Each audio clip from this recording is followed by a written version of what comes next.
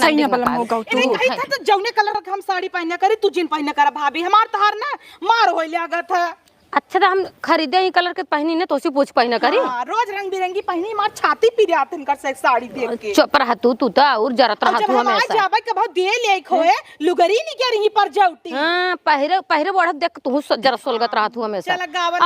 गाना गा दीदी इनका जिन गाँव ना छरछरही अपन ऊपर गावा सही बलम हो गाओ ताकि निका बाटे हो सखी हमार सजना निका बाटे हो सखी हमार सजना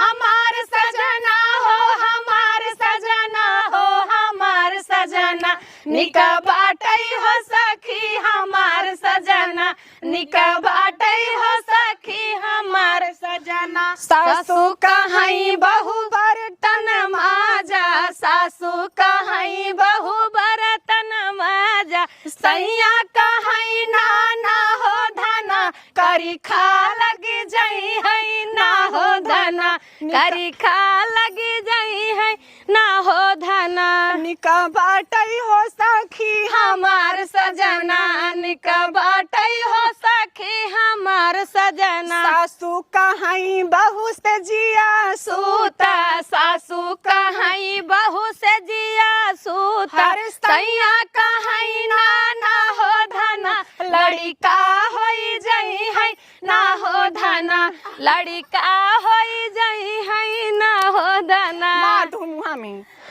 का नहीं का हम ना मारब माथवा उज्जर हो जाए पुट्टी मारे हुए बढ़िया है। अरे दीदी ये मेकअप वो देख तू जा हर जगह बेइज्जत करत रहा तू बाबूजी परदेश से आई हैं लेकिन सहूर गुण में माहिर अरे मार भाऊजी सही दीदी ना और हाँ दीदी तबे घुघुटवा काढ़ तबे घुघुटवा काढ़े भी सर जाता है बताओ तू हुई ना इनको से बोलता हूँ चुप रहा जरी न तू ढेर नगद लगबू इन करे आगे तो जरबे करी समझतो हम भी सर जाए दीदी भाऊजी मोछ जामा त तोरे हाँ हां अपन लिप्स करावा कर भाऊजी पालन की जाके चुप रहा तू बेचत करा तू ऐसे हवाई क्यों फाउंडेशन में तो ऐसे मारो छूट गई ओह हाँ हमेशा ऐसे मारता छूट न जाए बेचारी के हैं तुम कहा दीदी हे अच्छा ऐसे ही देवरान जेठान हो खड़े हाँ हो तू सब आवा हटा अरे रहू सब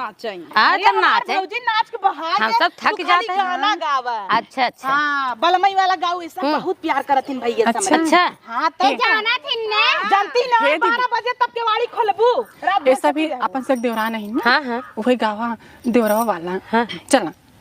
नाचो कम लेकर रिकॉर्ड तोड़ दे जाओ इन्हीं से फेल कर दी हूं हां कमरी तोड़ देबा अपन नाच जुबनिया कंट्रोल में रख